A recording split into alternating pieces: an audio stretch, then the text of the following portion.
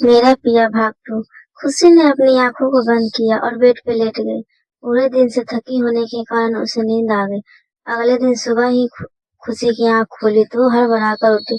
अभी तक उसने शादी का जोड़ा ही पहना हुआ था। सारी रात खुशी एक ही अवस्था में लेटी रही।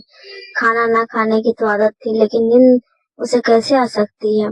खुशी ने रूम के दरवाजे की ओर देखा तो खुला हुआ था।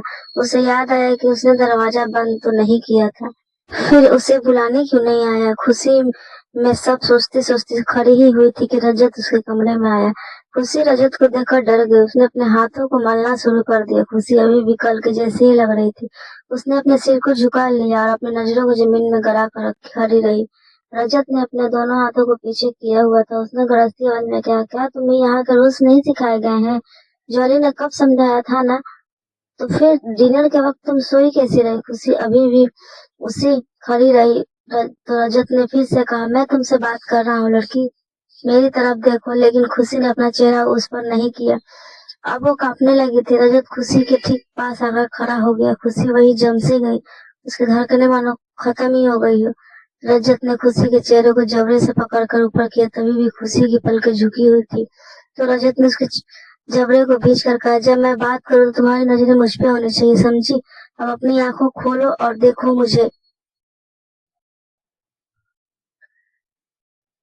खुशी ने एक बार भी रजत को नहीं देखा था, इसलिए उसने अपनी पलकों को हटाकर रजत को दीदार किया। जब उसने रजत को देखा तो एक पल के लिए वो देखती ही रह गई। उसने अपनी किस्मत पे यकीन नहीं था कि इतना हैंडसम और चार्मिंग लड़का उससे शादी करेगा।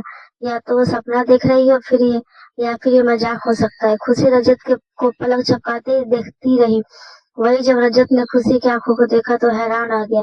इतनी खूबसूरत आंखें उसने आज तक नहीं देखी थी। इतनी मासूमियत भरी आंखें रजत के दिल को लुभा रही थी। साथ ही उनकी खूबसूरत सी आंखों में पसरा वो खालीपन, वो अकेलापन भी रजत से छुपा नहीं था।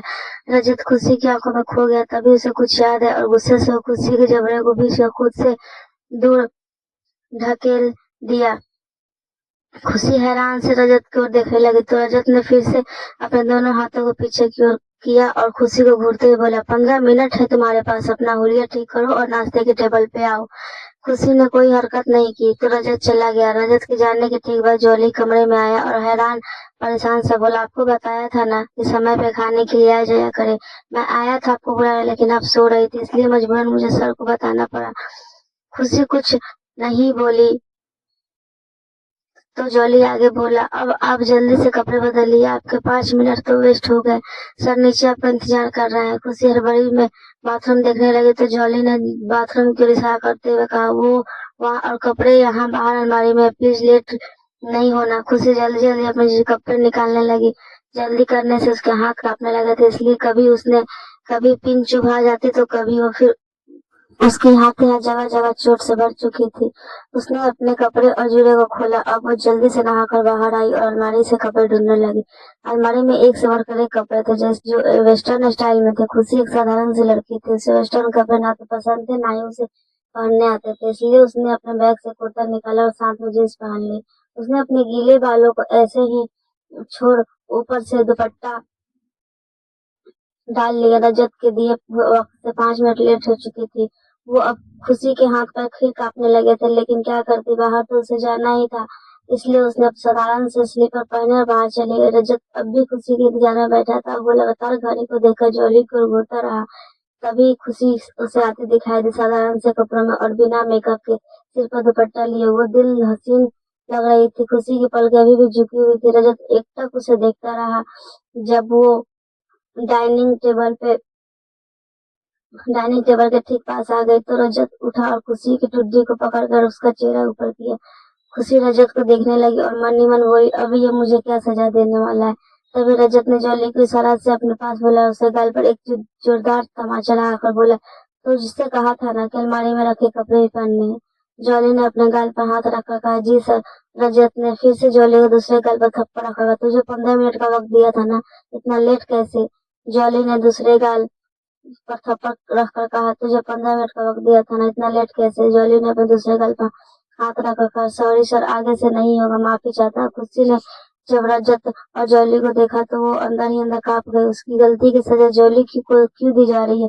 खुशी कुछ भी बोलने की हालत में नहीं थी, उसे हल्का सा चक्कर आने लगा था। तभी रजत फिर से ग्लास देते हुए बोला, अभी के अभी वापस जाओ और तुम्हारे लाए हुए बैग्स को बाहर फेंका, अलमारी में जो कपड़े रखे हैं वो पहन कर आओ। इस बार रजत खुशी को देखकर बोला। खुशी उल्टे पांव अपने कमरे में आ गई। उसे बहुत बुरा लग रहा था कि उसकी वजह से जॉली को मार खानी पड़ी।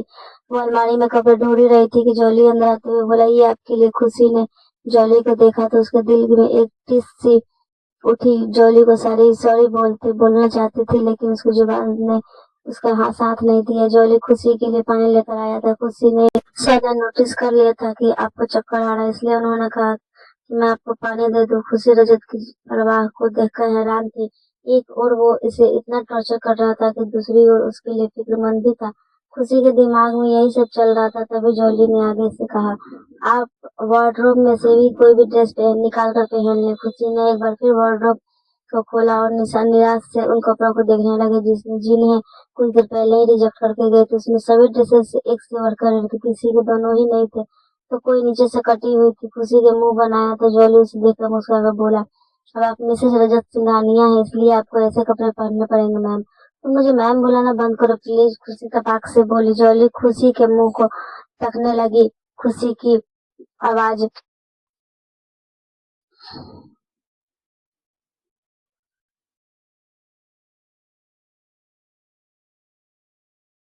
आवाज बिल्कुल उनकी आंखों की तरह मीठी और प्यारी थी। तो क्या बुलाऊं मैम, आप रजत सर की वाइफ है तो आप मैम ही हुई ना। जॉली हैरानी भरे स्वर में बोला, नहीं तुम मुझे दी बुलाया करो। तुमने मेरे लिए एक मार खाई, इसके लिए मैं बहुत शर्मिंदा हूँ। मुझे माफ कर देना प्लीज, आगे से कोई गलती नहीं करूंगी। खुशी ने जल्दी जल्दी सब कुछ कह दिया, मानो अगर वो कुछ पल के लिए रुकी तो सब कुछ भूल जाएगी। उसे कहना क्या है। जॉली के होठों पर बड़ी सी मुस्कान आ गई। उसने जोर से हाँ में गर्दन हिलाई गई। जो जोर से हाँ में गर्दन हिलाई। फिर वो खुशी के ड्रेस की ओर इशारा करके बोला, आपने जिस नंबर का ड्रेस पसंद की है उससे पहनने के लिए आपको इस एलईडी के पता चल जाएगा। जॉली ने रिमोट लिया और एलईडी को ऑन करके बोला, कौन सा नंबर है ड्रेस का। खुशी ने बिना बोले वार्डरोब की ओर इशारा किया तो जॉली की जगह 5 नंबर पर पड़ी।